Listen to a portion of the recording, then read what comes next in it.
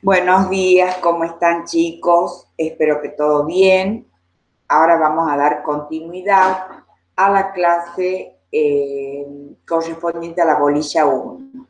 Y voy a tratar de terminar esta bolilla en el día de la fecha, para que ya la tengan incorporada para el futuro parcial. Bueno, vamos a hablar ahora de el hombre como ser social.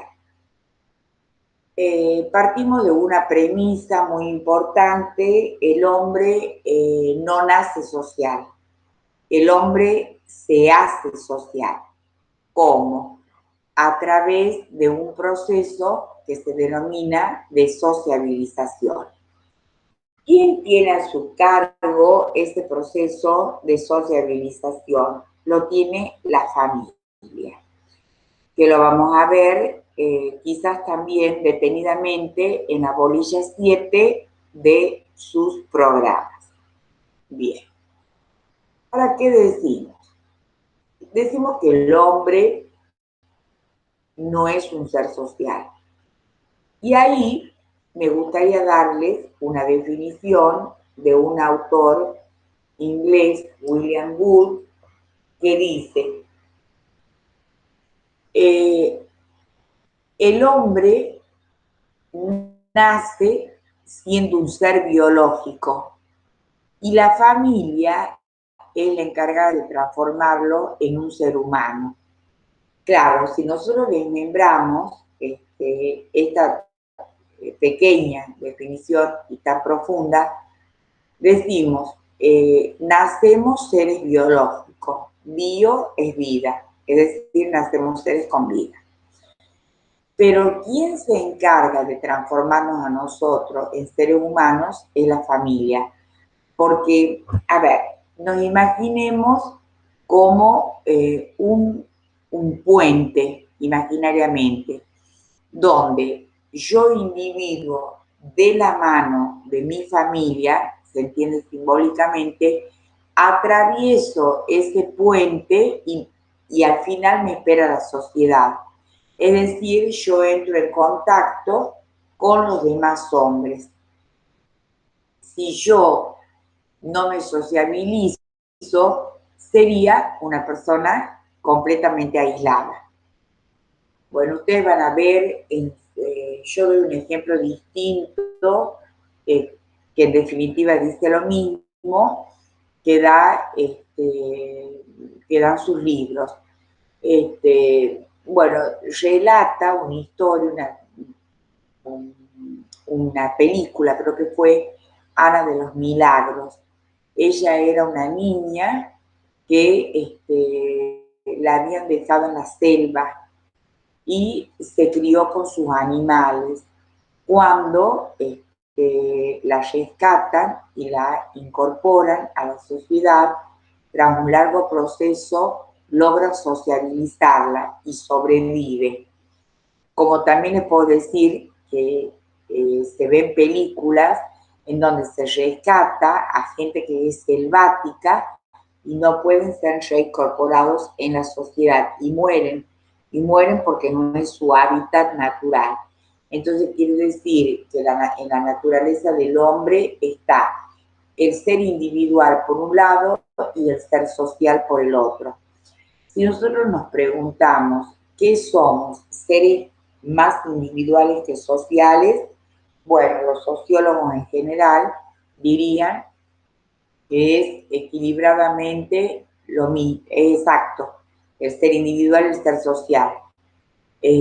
Particularmente pienso de que somos seres más sociales que individuales, porque desde que nos levantamos, ya estamos incorporados en un grupo,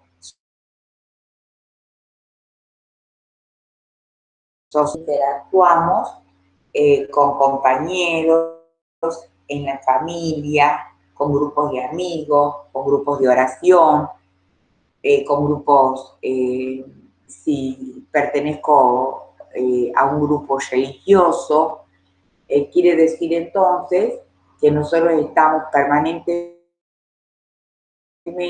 en una vida social activa.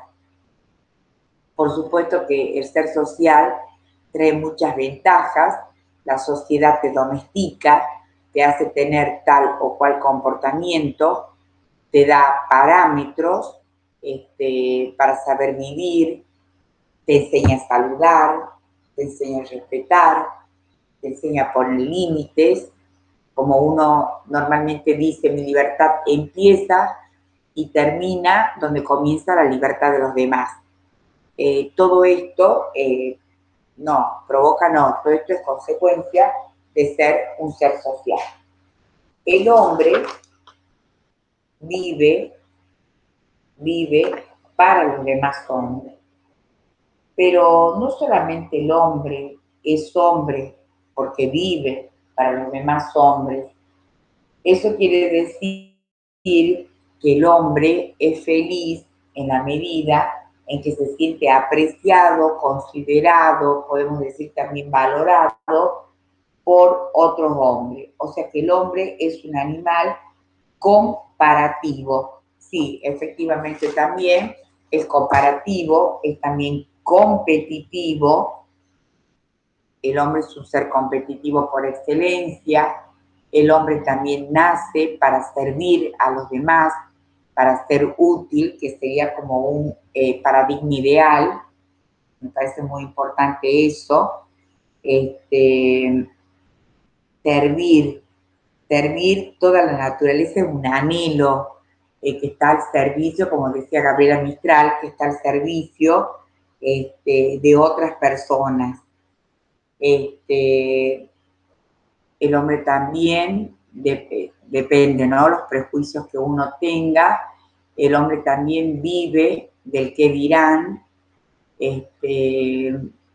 se fija en sus acciones, porque puede ser estigmatizado y apartado, entonces se cuida muchísimo de los demás. No necesita aparentar, pero muchas veces la vida te lleva a tomar determinadas posiciones o apariencias para lograr determinados objetivos. Yo siempre digo de que realmente somos seres individuales, pero que cada circunstancia, como dice Aristóteles, el hombre y su circunstancia, hace que tengamos posturas diferentes. Es decir, no es lo mismo hablar, por ejemplo, con el presidente de la Corte Suprema de la Nación que dictar una clase. No es lo mismo conversar con una hermana o un hermano que estar en un club con un grupo de amigos. O sea que digamos que el hombre va a ir cambiando de apariencias conforme a las circunstancias que vaya atravesando en momentos de su vida. En definitiva, le quiero decir de que socialmente uno gana cuando sabe hacer elecciones correctas y cuando tiene un buen convivir con los demás. El ser social también es ser saludable. Si no somos seres sociales, tendríamos la antítesis, el ser aislado. Y el ser aislado no tendría beneficios y viviría introspectivamente para él sin tener ningún tipo de conexión hasta aislarse completamente, y lo cual no es, digamos, no es lo ideal. Bien. Bueno, espero hayan entendido esto. Voy a pasar a darle uno de los últimos puntos, voy a hablar sobre el método.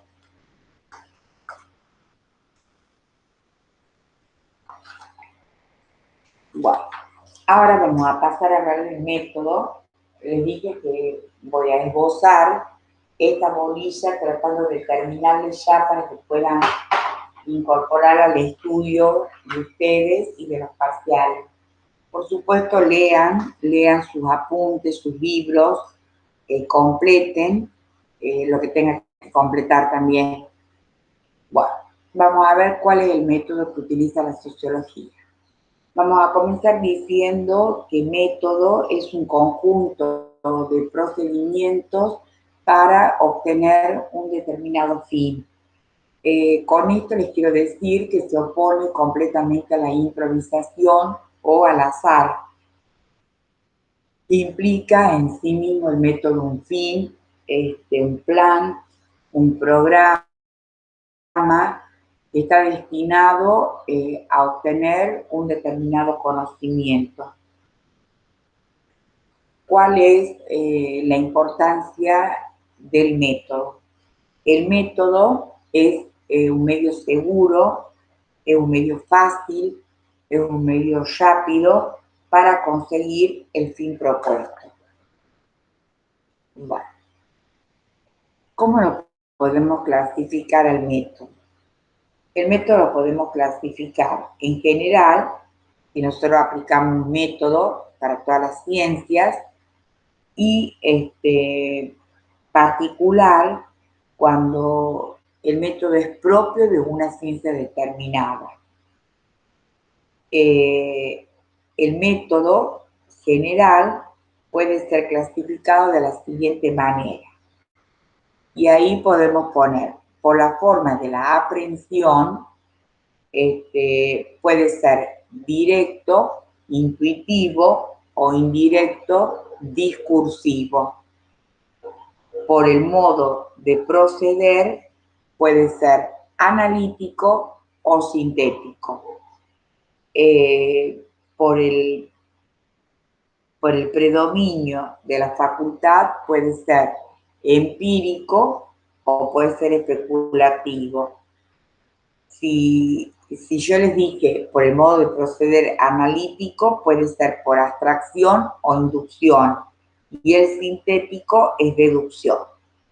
Y ahora les explico. La intuición es el conocimiento que yo tengo en una forma directa e inmediata sobre una cosa determinada. ¿Qué es el análisis? El análisis es una operación mental que consiste en, dice su palabra análisis, en descomponer un todo en partes. Es analizar. ¿Qué es la síntesis? Es una operación contraria al análisis. Consiste en recomponer un todo a partir de sus elementos. Y por último, vamos a ver qué es la inducción y qué es la deducción. Bueno, la inducción por el que de datos que nosotros tenemos enumerados, llegamos a un principio general. Y la deducción es lo opuesto. Es decir, es ir de principios generales particulares. Bien. Bueno, espero vayan entendiendo todo.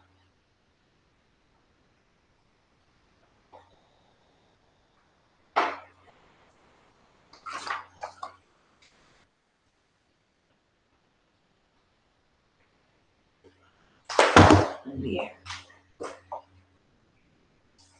Vamos a ver ahora el método en la sociología.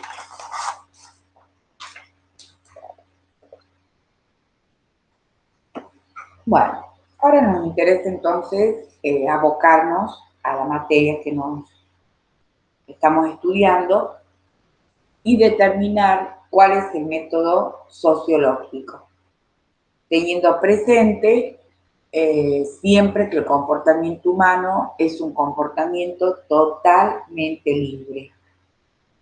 Si bien es cierto, el hombre es libre, la libertad que tenemos no es una libertad perfecta, sino que tenemos distintos factores que según las circunstancias van a ir dando determinados resultados.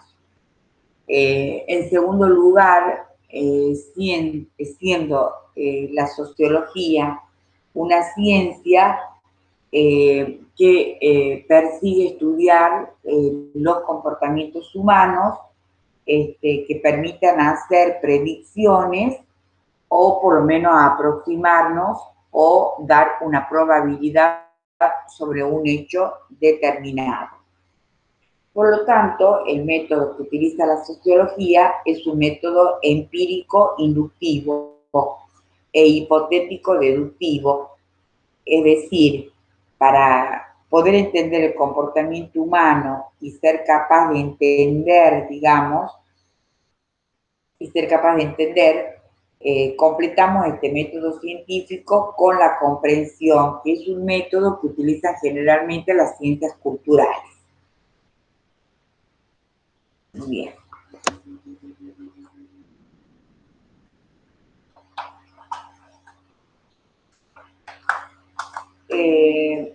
Vamos a pasar a ver ahora, no he seguido el orden exacto de sus programas, ¿no? Pero está todo. Bueno, le voy a hablar escuetamente sobre la observación que le pide su programa.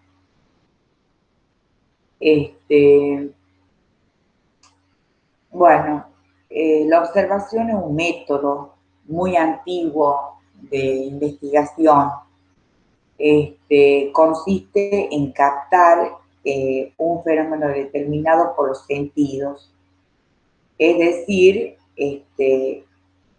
al observar, nosotros captamos el sentido de esos fenómenos y los vinculamos con lo que queremos conocer.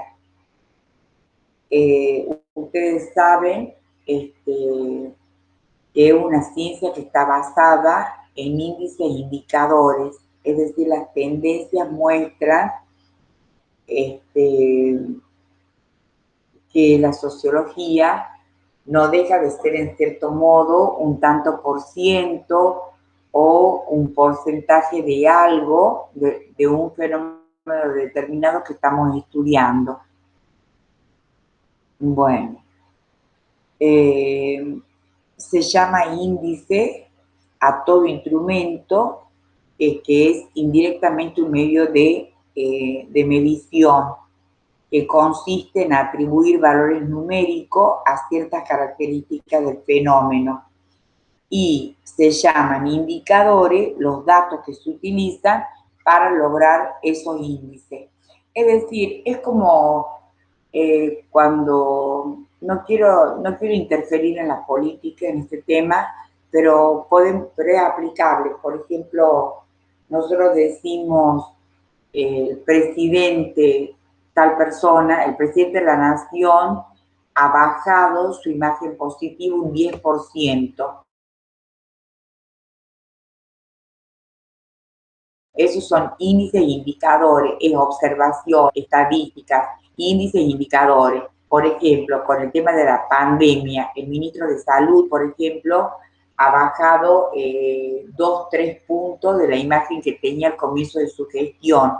Todo eso lo va marcando los índices e indicadores.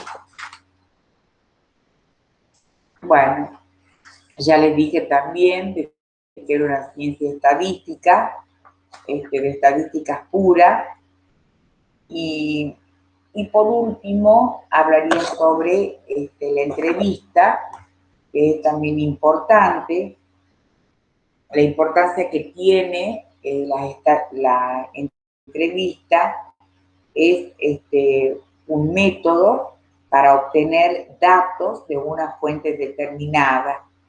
Hay que seleccionar a la persona, obviamente para entrevistar, obtenemos una cita, qué condiciones vamos a utilizar, qué técnica vamos a utilizar.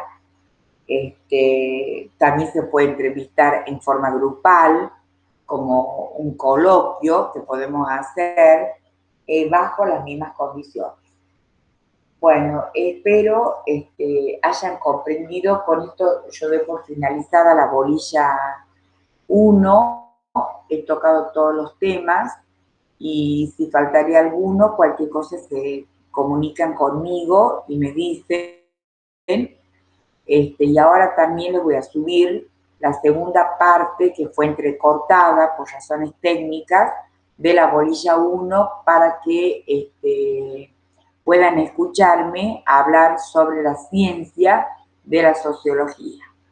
Bueno, que tengan un buen día, estén bien y cualquier cosa se están comunicando conmigo por cualquier dificultad que tuvieran.